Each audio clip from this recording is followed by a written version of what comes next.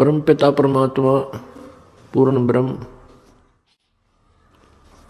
ये स्वयं ही सतगुरु बनकर इस धरातल पर 120 वर्ष तक बनारस में लीला की प्रभु ने।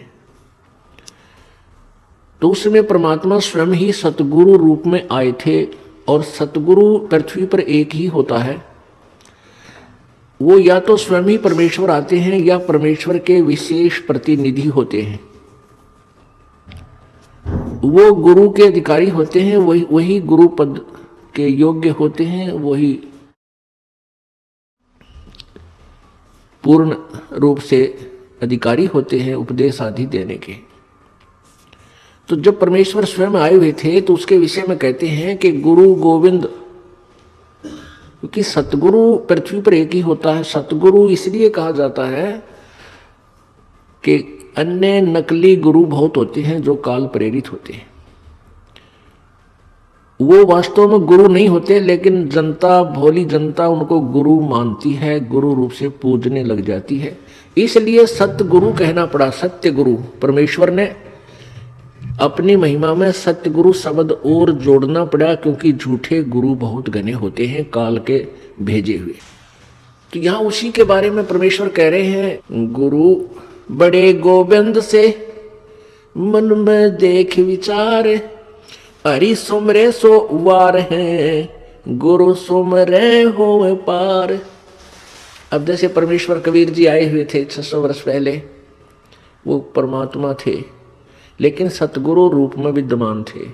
अब हम पहले जो हरि हरि राम राम भगवान भगवान करते फिरते थे, कोई लाभ नहीं हो रहा था। सभी देवी देवताओं को पूजते थे, मंदिर मस्जिदों पहाड़ों पर भी जाते थे, तीर्थों पर जाते थे, हमें कोई लाभ नहीं हुआ। और जिस समय हम उस परमात्मा सदगुरु रूप में प्रकट प्रभु के पास जाते थे, जाते ही हमें लाभ हो जाता था। और फिर वो अपने ही प्राप्ति का यानी सतलोक स्थायी स्थान देने के लिए जो विधि बताते थे, उस साधना के करने से हम पार हुए। तो क्या बताते हैं, गुरु बड़े गोविंद से मन में देख विचार। अब सतगुरु यानी गुरु शब्द बहुत है, यदि नकली गुरु ना हो तो सतगुरु शब्द की भी आवश्यकता नहीं पड़े, यदि गुरु पूर्ण हो। तो यहां परमात्मा कहते हैं वो गुरु या सतगुरु रूप जो एक ही है, वो गुरु बड़े गोविंद से, नकली गुरुओं के ऊपर लागू नहीं होती। लेकिन परमात्मा की इस वाणियों को इन नकली गुरुओं ने अपनी रोजी रोटी के लिए अपने ऊपर लगा करके भोली आत्माओं को पीछे लगा लिया। अब ये काल का भयंकर जाल है पुण्यात्माओं। परमात्मा स्वयं ही आकर के इस काल के जाल को यथार्थ रूप में हमारे सामने प्रकट करते हैं। तो यहां क्या बताया है कि गुरु बड़े गोविंद से मन में देख विचार, हरि सुमरे सो वार है। वार माने काल के जाल में उरली ओढ़ इसी तरफ, और गुरु सुमरे हुए पार। जो जैसे सतगुरु आए हैं, परमात्मा आए हुए थे, जिन्होंने अपने परमात्मा कबीर जी में रुचि की, उन्हीं के ऊपर आश्रित रहे, तो वो पार हुए।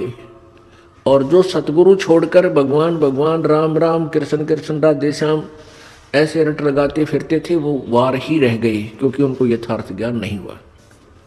अब परमात्मा क्या बताते हैं, आपकी ऐसी श्रद्धा होनी चाहिए ऐसे गुरु में।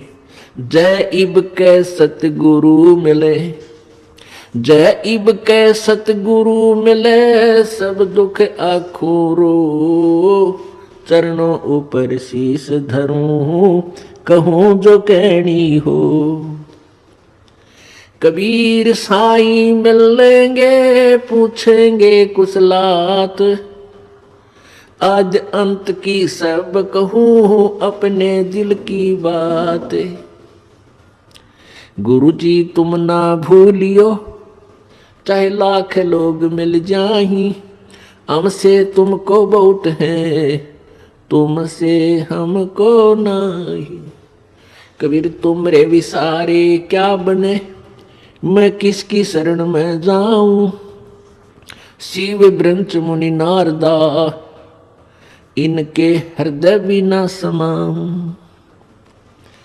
अब गुण किए तो बहुत किए, करत न मानी हार, बावे बंदा बख्श दियो, बावे गर्दन उतार। अब गुण मेरे बाप जी, बख्शो गरीब निवाज, जो मैं पूत कपूत हूँ, बोहर पिता को लाज। मैं अपराधी जन्म का, नख सिख बड़े विकार, तुम दाता दुख भंजना, मेरी करो संभार।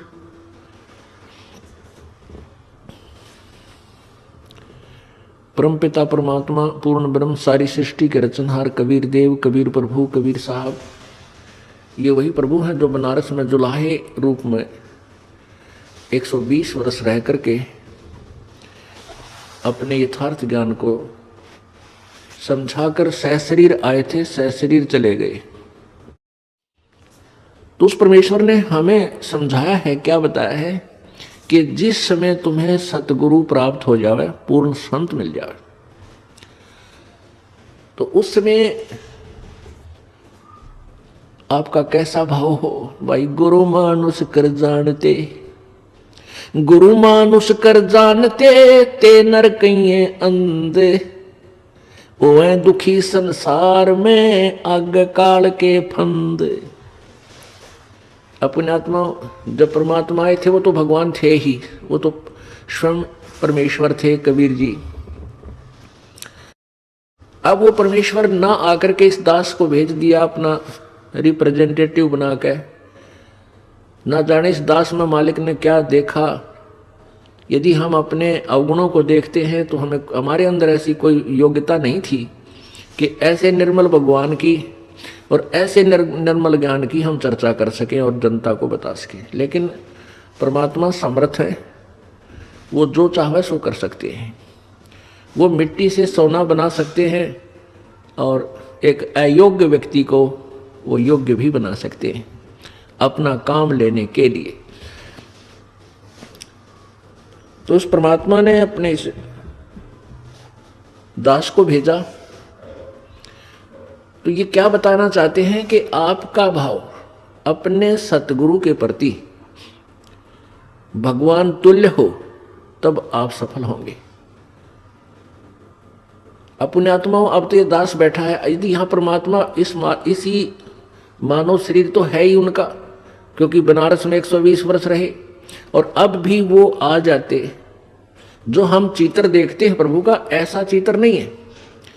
वो तो ना जाने कितने स्वरूप हैं उस मालिक के, वो किसी भी रूप में आकर के अपना ज्ञान बताता है, अपनी प्यारी आत्माओं को अपने चरणों में लगा के भक्ति करवा के सतलोक ले जाता है।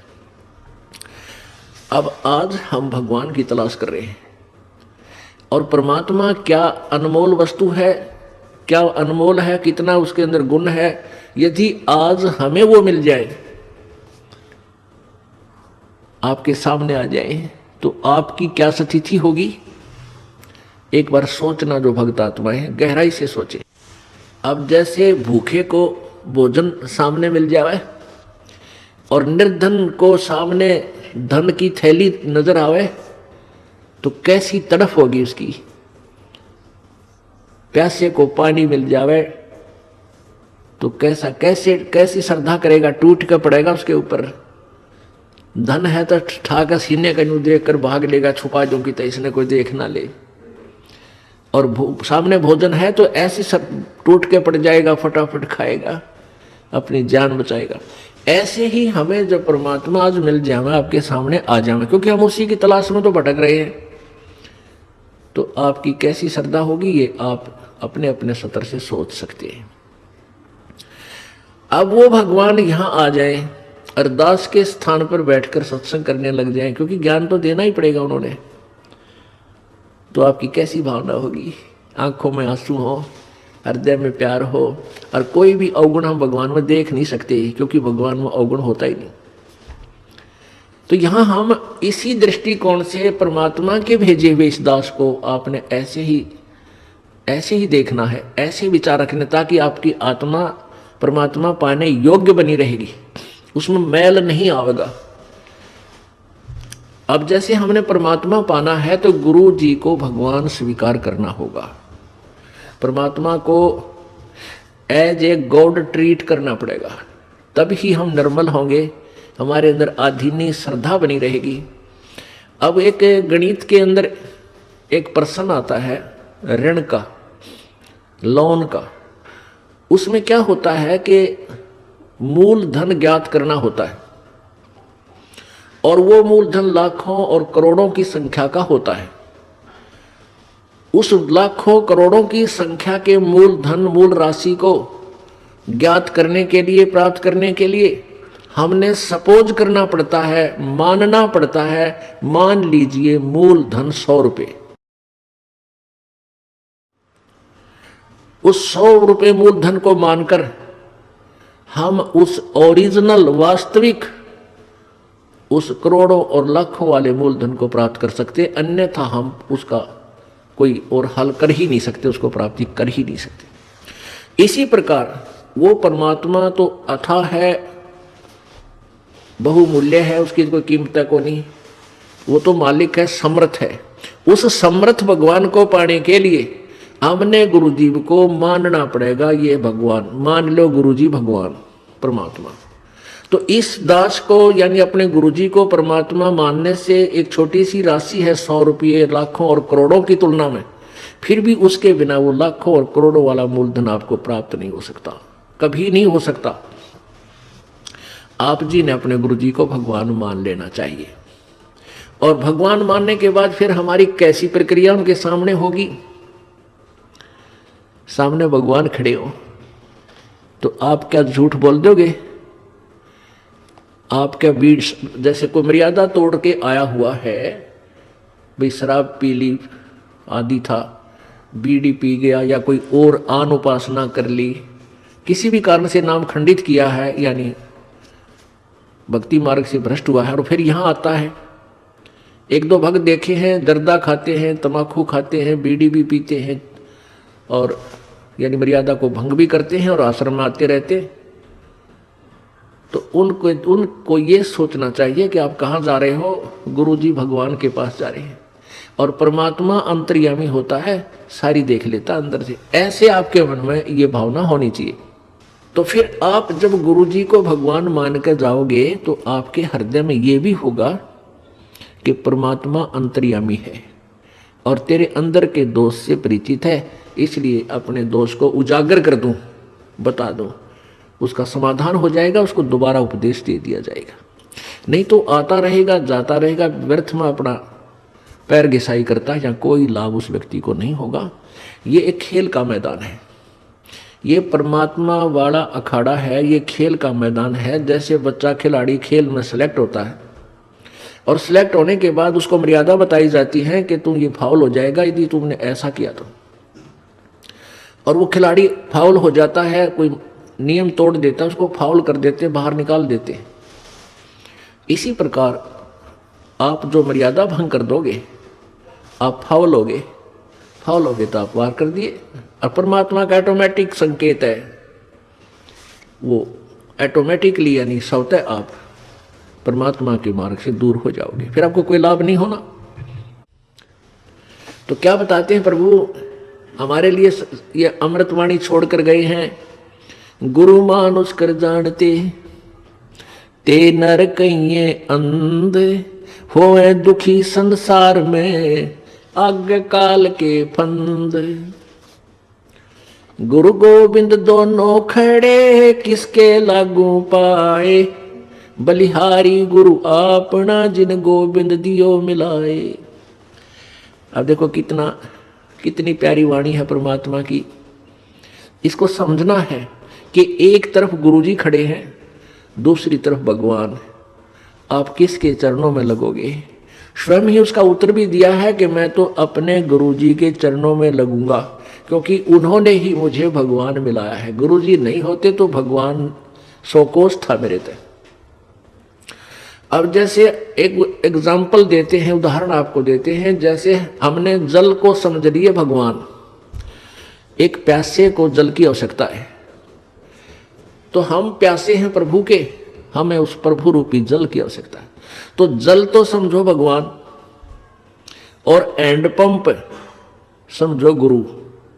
एंड पंप जो नल होता है, जैसे हाथ से चलाते हैं उसको समझो एक, ये तो हमारे गुरु हैं, और उन्होंने पानी मिला दिया, हमें पानी प्राप्त करा दिया। तो पुण्यात्मा परमात्मा कहते हैं, कबीर हरि के रूठता गुरु की शरण में जावे, कहे कबीर गुरु रूठ गए तो हर ना होत सहाय। अब पुण्यात्माओं, जैसे जिस प्राणी के पुण्य अधिक होते हैं तो वो सुखी नजर आता है, उसकी बढ़िया नौकरी भी होती है, व्यवसाय अच्छा होता है, या अपना कोई कार्य बहुत अच्छा होता है, बच्चे भी ठीक हैं, अच्छा उसका जो है ठीक व्यवस्था बनी हुई है, तो सब ये कहते हैं भाई इसका राम राज्य है, इसका भगवान प्रसन्न है इसके ऊपर। और जिसके ऊपर आपत्तियों पर आपत्ति आ रही है, वो स्वयं कहता है कि मेरा राम रूठ गया, मेरा भगवान रुष्ट हो गया, मेरा भगवान रुस गया, इसलिए मेरे ऊपर न दुख आ रहे। तो पुण्यात्माओं, पुण्य से सुख होता है और पाप से दुख होता है। जिस व्यक्ति के पुण्य समाप्त हो गए और पाप बढ़ गए, उसको दुख शुरू हो गया। आपके पुण्य अक्षीण होने से आपको दुख शुरू हो गया। आप कहीं कार्य कर रहे हो खेतों में, आप एक मटका पानी का घड़ा भर के ले गए और वो पी लिया, समाप्त हो गया। आपको पानी की आवश्यकता पड़ी, पानी जल के अभाव से आपको कष्ट शुरू हुआ, आप कहाँ जाओगे? हैंड पंप पर जाओगे, और फिर हैंड पंप की सेवा करके, यानी एक मजदूरी करके, और फिर जल फिर भर लाओगे। आप फिर उस जल के अभाव से दुखी थे, जल प्राप्त हो गया, फिर सुखी हुए। जब आपके पुण्य खत्म हो गए, आपका राम रुस गया, आपका भगवान रुष्ट हो गया, आपत्तियां शुरू होगी। उसका क्या समाधान है? कबीर हरि के रूठता गुरु की शरण में जावे, कहे कबीर गुरु रूठ गए तो हर ना करे सहाय। आपका राम रूठ गया, आपका भगवान रुष्ट हो गया, आपके पुण्य समाप्त हो गए, आप दुखी हुए। गुरु रूपी हैंडपंप के पास जाओ और उनकी सेवा करो, वहां से पुण्य फिर भर लाओ, फिर सुखी हो जाओगे।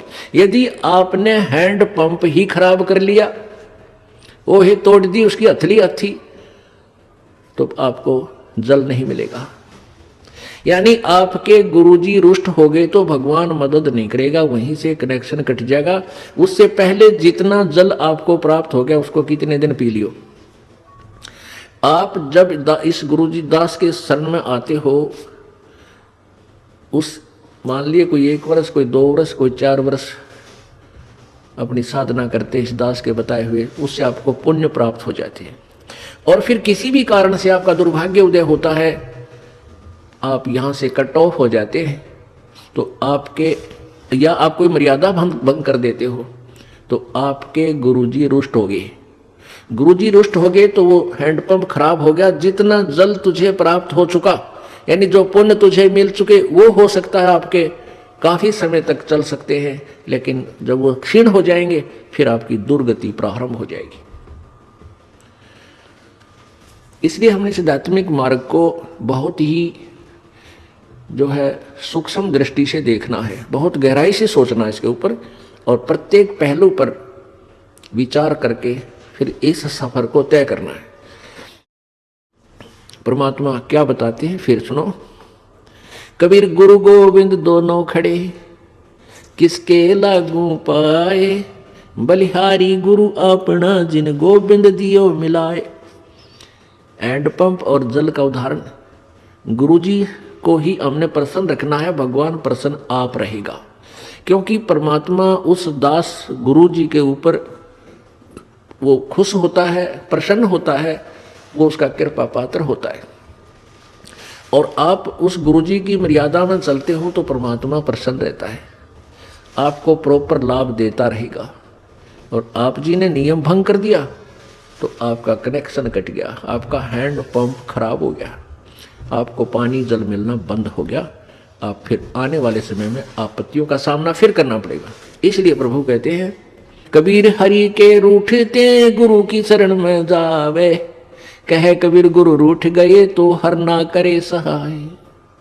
सतगुरु के उपदेश का लाया एक विचारे, जय सतगुरु मिलते नहीं तो जाते नरक दुआरे। ओहो, परमात्मा कहते हैं सतगुरु का, सतगुरु यानी पूरे गुरु से उपदेश लेने के बाद अब हमने विचार आया, इस पर गहराई से सोचा कि जय सतगुरु मिलते नहीं जाते नरक द्वार, और नरक द्वार में दूत सब फिर करते खेचातान, उनसे कभू ना छूटता और फिरता चारों खान।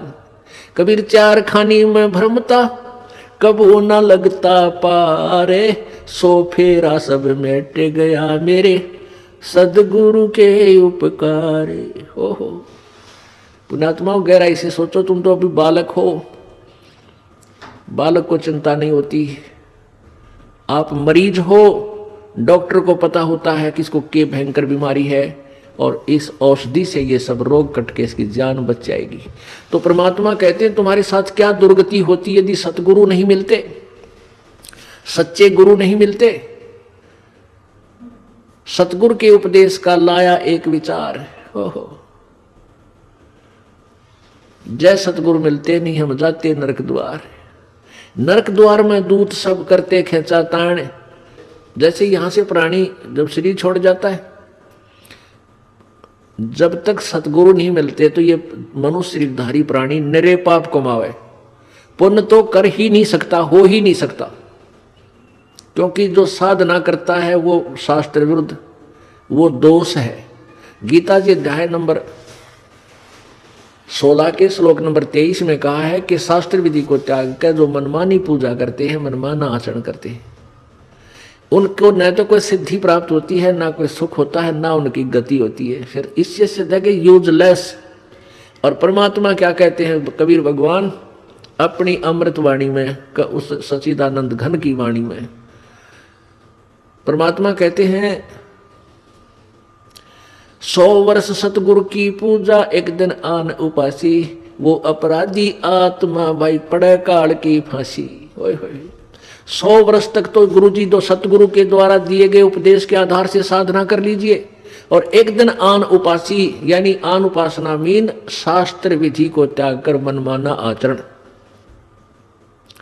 और वो अपराधी आत्मा। ओए होए यानी शास्त्र विधि सदगुरु के पूर्ण संत से उपदेश लेकर के जो साधना कर रहे हैं वो तो शास्त्र अनुसार कर रहे हैं, और इसके विपरीत जो साधनाएं करते हैं तो वो अपराधी बताए भगवान ने। आन उपासना शास्त्र विधि त्याग का मनमानी पूजाएं आन उपासना होती है। 100 वर्ष सतगुरु की पूजा एक दिन आन उपासी, वो अपराधी आत्मा फिर पड़े काल की फांसी। ओए होए तो इसलिए प्रभु कहते हैं कि जब तुम सदगुरु के अतिरिक्त कोई भी साधना करते हो वो तो अपराध है, वो तो पुण्य है ही नहीं। इसलिए आप पुण्य तो कमा नहीं रहे, बन नहीं रहे, आपके पाप बन रहे हैं। तो पाप के आधार से नरक जाते, नरक में ऐसे ठोकते हैं जैसे डंगरों को लठ मार मार कर और फाटक में बंद करते हैं, वो वापस भागते हैं और लठ मार कर उसको जबरदस्ती उसके अंदर ठोक देते हैं। ऐसे ही आपको नरक में जब डाला जाएगा वापस भागने की चेष्टा करते हैं, और यम के दूत उनके से मोगरे मारते हैं, पीछे कितना लागो शर्म लागो आंख फूटो कड़म लागो, और जबरदस्ती उसके नरक में ठोक देते हैं। तो वो खेचातान, वो बाजे, वो लठ मारे आंगे ठोके, तो कहते हैं नरक द्वार में दूत सब फिर करते खेचातान, और उनसे कभू ना छूटता फिर फिरता चारों खान। चार खानी यानी 1,84,00,000 योनियों के प्राणियों की योनियों में कष्ट उठाना। चार खानी में भरमता और कभू न लगता पारे, सो फेरा सब मिट गया मेरे सतगुरु के उपकारे। ओए होए कहते वो सारा बाईपास काट दिया, परमात्मा सतगुरु ने सारा बाईपास निकाल दिया। ना नरक में जाना, ना 84 लाख योनियां भोगना, ना यम के दूत सतावें। तो कितना सुख दिया प्रभु ने, गुरुदेव ने, यानी सतगुरु के उपदेश से जो उन्होंने मार्गदर्शन हमें दिया, नाम दिया, उससे हमें कितना लाभ हुआ। सब फेरा मिट गया वो सतगुरु के उपदेश। अब परमात्मा कहते हैं 7 समुद्र की मसी करूं, लेखनी करूं बन राय, धरती का कागज करूं, गुरु गुण लिखो न जाए। ओए लिख के दिखाओ गुरु जी का गुण। अब इस उपकार का गुण लिख कर दिखाओ। कहते 7 समुद्र की इंक बना लो, स्याही, और सभी वन जितने भी वृक्ष पेड़ पौधे इनकी काट काट कर छोटी छोटी कलम बना लूं।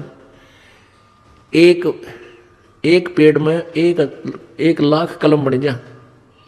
और समुद्र की इंक देखो कितनी, और धरती जितना कागज हो। कहते ये भी छोटा पड़ जाए, सब समाप्त हो जाए, घिस जाए कलम सारी, गुरु गुण लिखो न जाए। अब विचार करके देखो, 84 लाख प्रकार की योनियों में हमें धक्के खाने थे। कुत्ते की योनि, कुत्ते के जीवन पर विचार करो पुण्यात्माओं। आज हमें डर नहीं लगता क्योंकि हम बालक हैं, हमें ज्ञान नहीं है।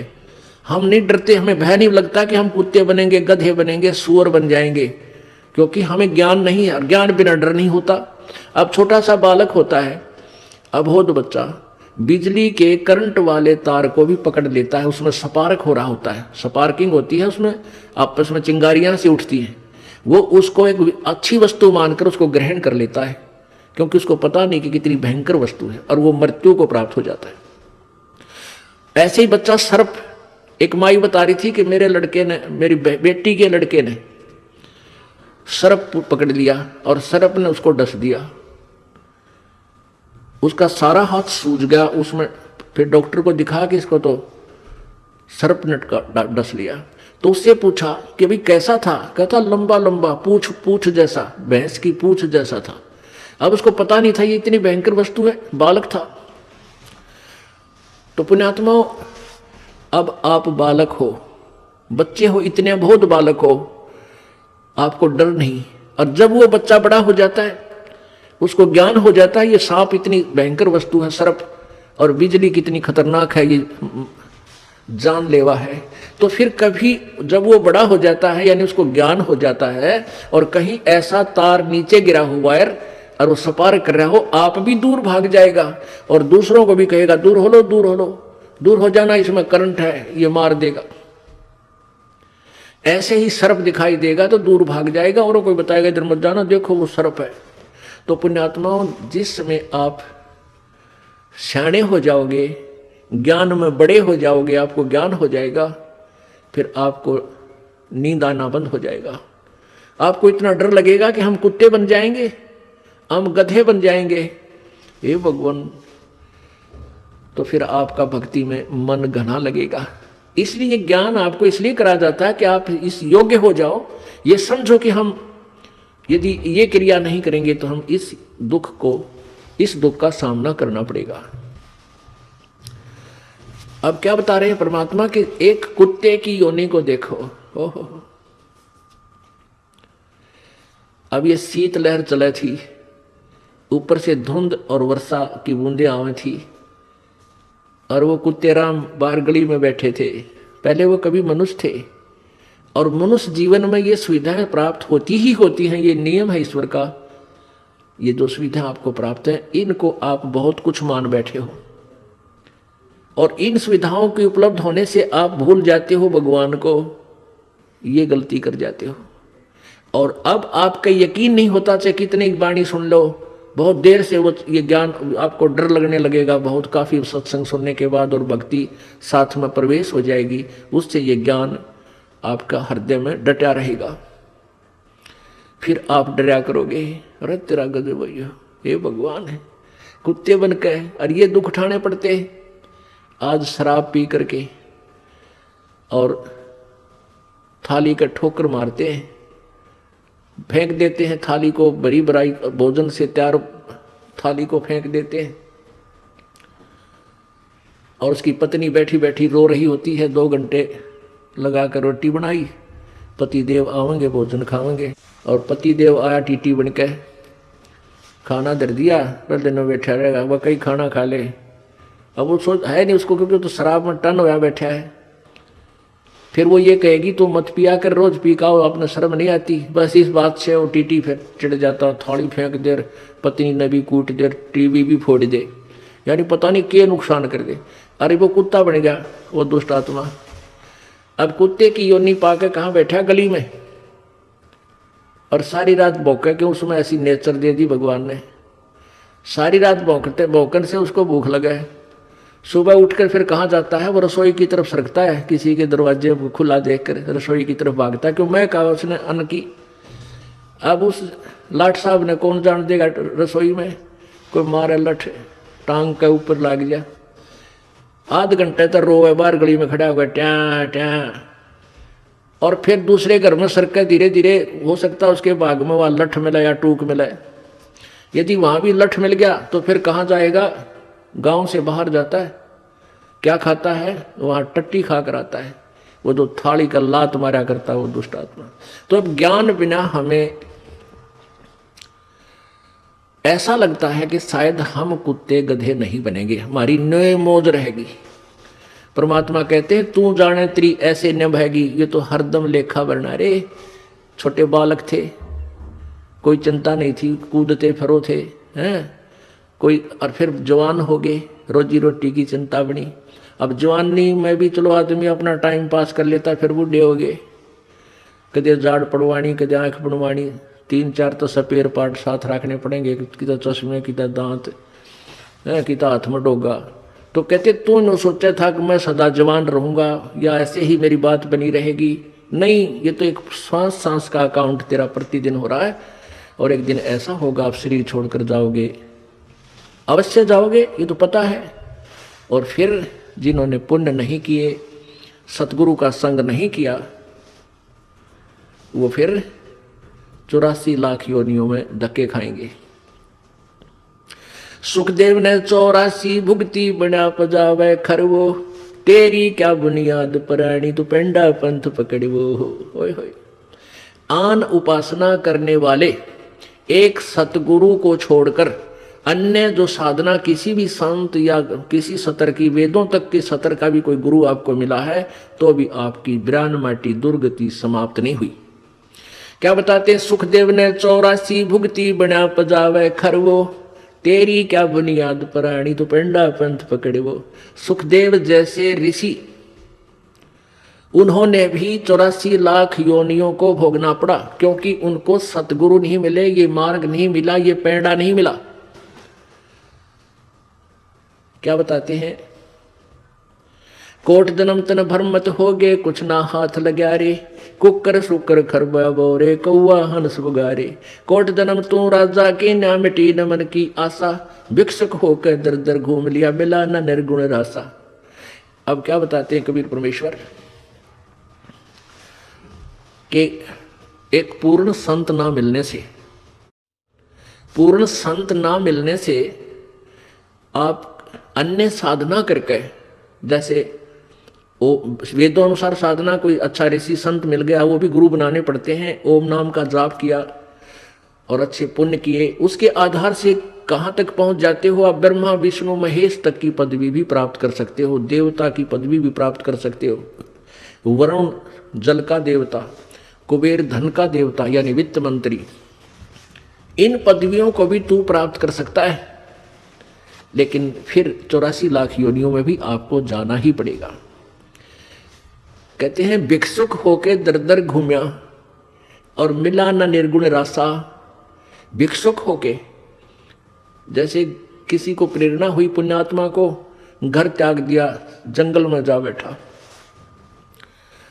वहां से क्या करते थे कि जंगल से गांव में आते थे, नगर में, वहां से एक बार भिक्षा मांग ले गए और शाम ने खा ली, और सुबह भी वही रख दी, सुबह बासी जैसी मिली वो खा ली, और फिर भी बच गई तो उसको कहते सुखा लेते थे। शाम ने फिर उसी में थोड़ा बहुत खा के काम चला लिया। इतनी साधना भी की कि कहीं तेरी भक्ति में बाधा ना पड़े, थोड़ा खा करके अपनी भक्ति करता रहो। उस भक्ति के आधार से इतने इंद्र कुबेर ईश की पदवी, स्वर्ग का राजा इंद्र भी बन गया तू, लेकिन ये जन्म मृत्यु और 84 लाख योनियों का तेरा कष्ट मिटा नहीं, क्योंकि तुझे वो मार्ग नहीं मिला।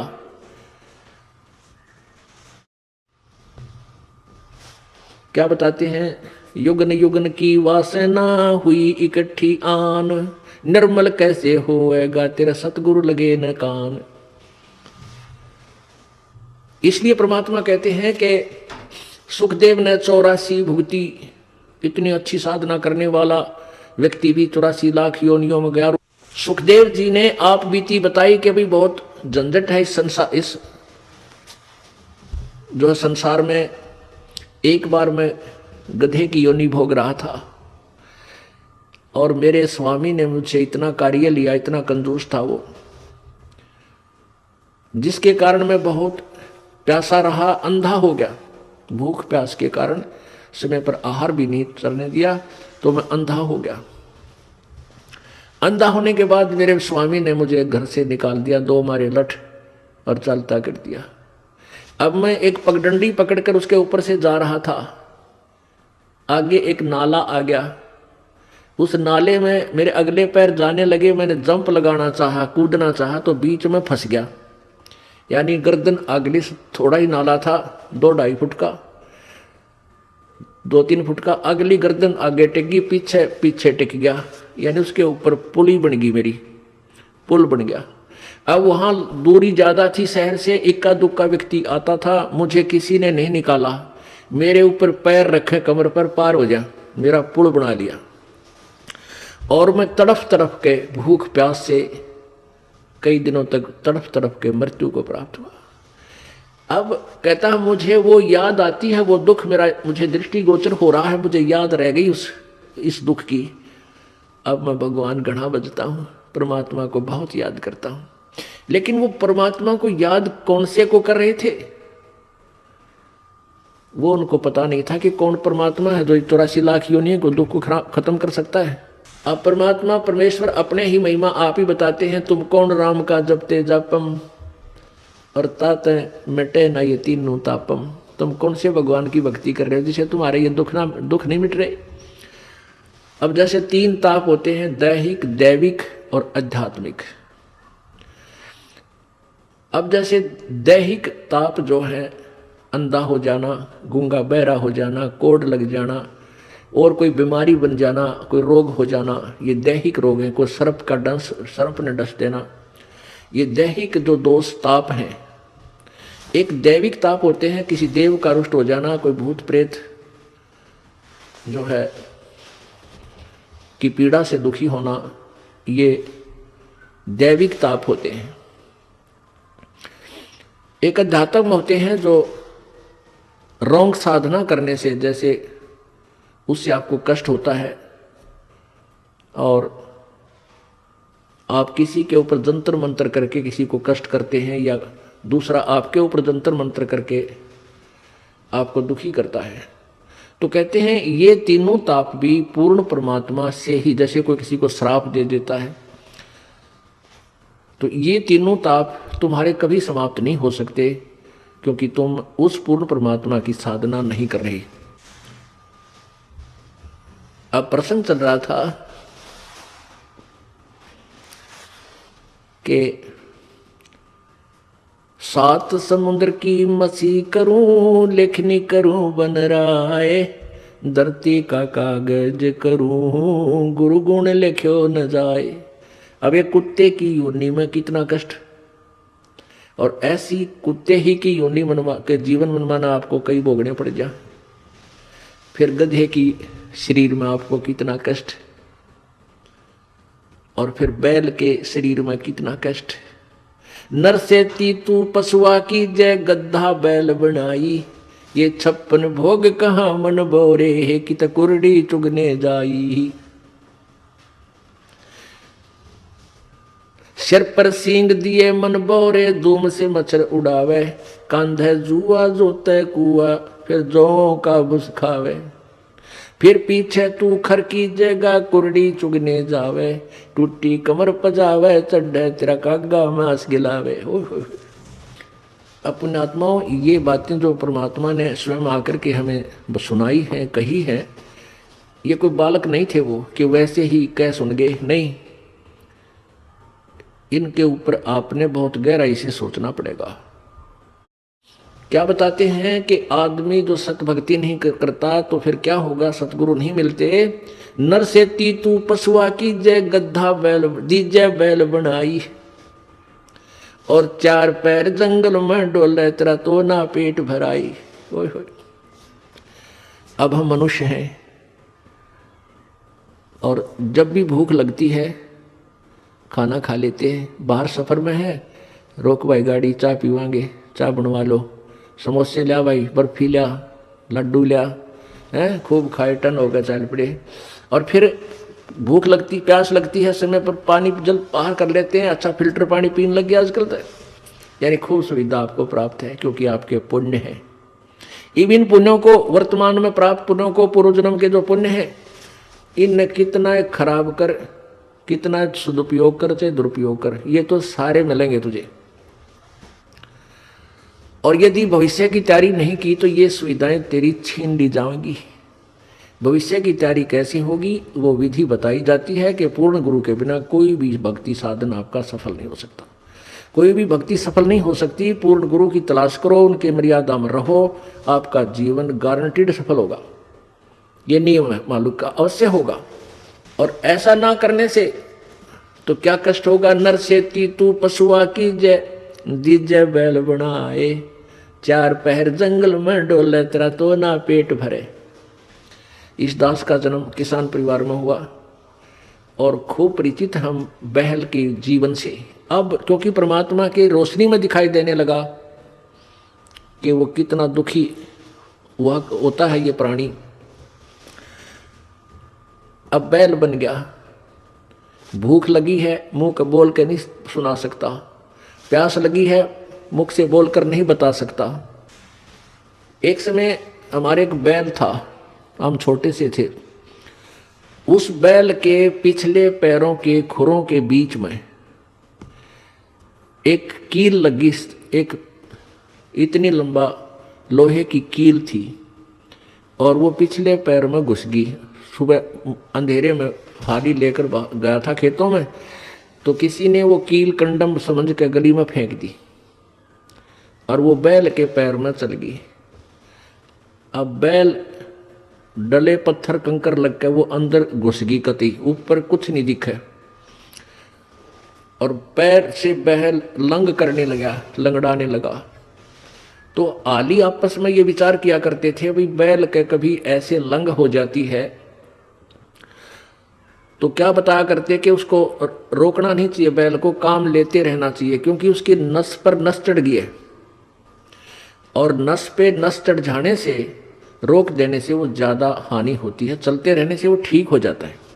इस दृष्टिकोण से हाली ने सोचा कि इस कैर नस पे नस चढ़ गई, पैर की नाड़ी पर नाड़ी चढ़ गई और इसको चलाते रहना। शाम तक चलाते रहा, बैल ने ना चारा चरा ना जल पिया और शाम तक पैर सूज गया, सोजन आ गई। शाम ने आके खड़ा हो गया, एक 3 पैरों से चल रहा बेचारा, आते ही बैठ गया, सुबह उठा नहीं, इतनी पीड़ा थी उसको। अब पहले पुराने समय में 40 वर्ष पहले एक ऐसे ही वहाँ ट्रीटमेंट होया करते गाँव में। कोई व्यक्ति बुलाया, उसने कहा कि इसके गोड्डे में बा आ गया घुटने पे, वहाँ गर्म पट्टी जैसा भी उसकी औषधि थी वह तैयार, उसकी ट्रीटमेंट शुरू कर दिया। अब कील लाग रही पैर में, घुटने उस खुरों में, और ट्रीटमेंट हो रहा घुटने का। अब वो बोल के नहीं बता पा रहा मेरा पीड़ा कहाँ है। और जब वो मनुष्य शरीर में होगा, वो खूब आंडी पाक रहा था, अन्यों कहता होगा कि उसने देखा भगवान, देखी जाएगी, फिर देख, फिर क्या देखेगा, गधा बने पाछे, बैल बने पाछे। अब क्या तू क्या देखेगा, हमने तो अब देखना है जो मनुष्य शरीर है, और संतों की वाणी पे अटल विश्वास करके अपना कल्याण करवा लेंगे तो जान बचेगी। 1 महीने के तक वो बैल सूख गया, चारा भी छोड़ दिया उसने खाना, थोड़ा बहुत खावे कभी ना खाए पीड़ा में, और ये बता नहीं पा रहा मेरा पीड़ा है कहाँ। वो अपने आप पक के, वो कील जहाँ लगी थी अपने आप पक के फूटा, उसमें से मवाद निकलन लगा। जब ध्यान गया को हो रहा तेरे किसके तो खुरों में कोई गड़बड़ है। फिर उसमें हाथ पर छेड़ा-छाड़ी करी, एक व्यक्ति बुलाया, उसने औजार से देखा इसमें कील लगी है, वह कील पर निकाली, इतनी लंबी निकली, तब वो बैल स्वस्थ हुआ। तो पुण्यात्मा उस नालायक ने सोची भी ना थी कभी तेरी ये दुर्गति हो जाएगी। लेकिन ठीक है, हमें ना पता हो पर संत बतावें, सतगुरु बतावें आकर के, सब सदग्रंथ गुणगावें, तो विचार हमने करना चाहिए। तो ऐसा दुख फिर क्या बताते हैं कि सिर पर सींग दिए मन, 4 पहर जंगल में डोला तेरा तोड़ा उधर बरे। अब तो समय मिलते ही, भूख लगते ही खाना खा लेते हैं। अब परमात्मा का भंडारा चलता है यहाँ पर फ्री ऑफ कॉस्ट है। कितनी बार भोजन पाओ, दिल करे जब चाह की भरा कप पर बैठ कर पीने लग जा। कहीं भी आप घर पे हो, भूख लगती है तभी कहते हो रोटी लाओ, खाना भूख लगी है, चाय बना लो, चाय पी ले, दूध लाओ हैं। और कोई त्यौहार है, ब्याह शादी है, लाडू बर्फी जलेबी खूब डट कर खाओ।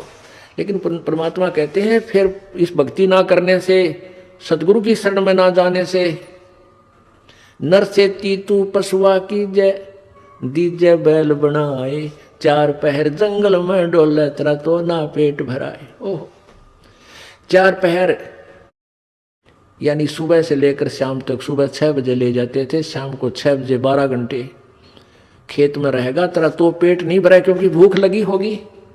आसपास हरी भरी घास और खेती होगी जो उसका आहार है बैल का, लेकिन वो खा नहीं सकता क्योंकि हाथ में लठ आली का मालिक का कड़म मारे, जाके चरने की चेष्टा करेगा तो खाने की। समय पर पानी मिलेगा 2 टाइम मुश्किल से, प्यासा मर चाहे भूखा मर। पुण्यात्माओं, अब ये एक सतगुरु का गुण लिखने लग जाओ आप कितने। एक कुत्ते के जीवन को लिखो, फिर गधे के जीवन को लिखो, फिर बैल के जीवन में क्या क्या कष्ट आते हैं वो लिखो। और चीटी हाथी 84 लाख कहते हैं, इन सब से बाईपास निकाला मेरे सतगुरु ने। फिर क्या बताते हैं कि सिर पर सींग दिए मन बौरे, और दूम या पूछ होती है पूछड़, इस पूछड़ से मच्छर हटा।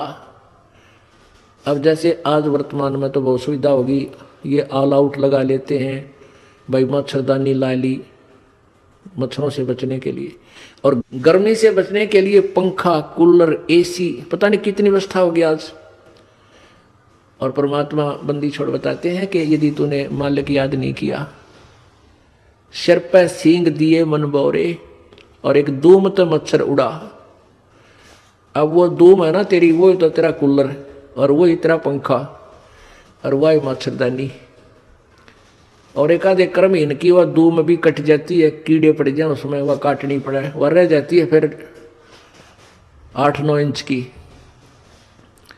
और फिर उसने ऐसे करता है बैठा बैठा, वो सुविधा भी छंदी क्रमहीन प्राणी की कि थोड़ी बहुत लंबी धूम होती तो मच्छर उठा लेता थोड़े बहुत। अब क्रमहीन के वह धूम भी कट गई। तो जितने पाप करेंगे हम, उसी की एवरेज में, उसी की रेशो में, प्रत्येक योनि में उतना ही कष्ट। पहले तो गधा और ऊपर तो अंधा, तो कितने पाप किए होंगे उस प्राणी ने। फिर बैल और धूम कट गई, वो मच्छर भी ना हटा सकता, बाकी भी ना उड़ा सकता, थोड़ी बहुत कुछ सहयोग था वो भी खत्म हुआ। तो पुण्यात्माओं, इनको घनी गहराई से सोचो और फिर भगवान और गुरु जी की तुलना करो कि हम कितना बाईपास चल रहे हैं। फिर क्या बताते हैं, कंध जुआ जो तैकू कंधों का भुस खावे। ओहो,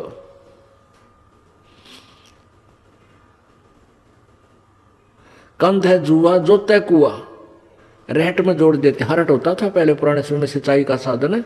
कुएं में एक चैन सी डालकर उसके बाल्टियां वेल्ड कर देते थे, और एक कुल्लू की तरह उसको घुमाते थे, बैल जोड़ देते थे, और उस पुली घूमती थी, उसमें से जल बाहर निकलता था, बाल्टियां भर के नीचे से आती थी, ऊपर डाल एक ऐसा परनाला सा होता था, उसमें डल जाती नाली में, और वो आगे खेतों में जाता था।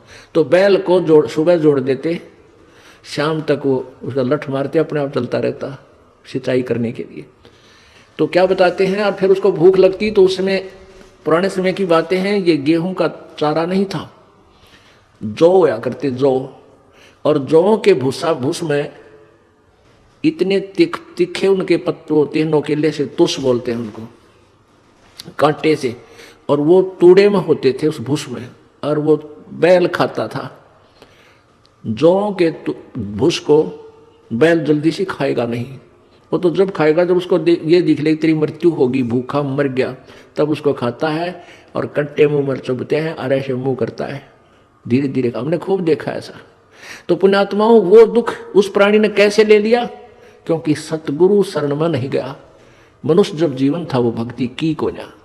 तो ये सारी बातें याद आपको दिला करके आपके हृदय में परमात्मा की भक्ति प्रवेश करने योग्य बनाया जा रहा, ताकि आप दृढ़ता से, और डर के भय बिन भक्ति नहीं होती, और भय ज्ञान से होता है। जैसे बच्चे को ज्ञान हुआ सर्प का, तो फिर वो डरने लगा, उससे जान बचा ली। ऐसे ही हम आपको ज्ञान करा रहे हैं, आपको ज्ञान हो जाएगा तो आप इन पापों से उल्टे हटोगे और आपका जान बचेगी। जान बचेगी मतलब आपका मोक्ष हो जाएगा, 84 लाख योनियों के कष्ट से आप बच जाओगे।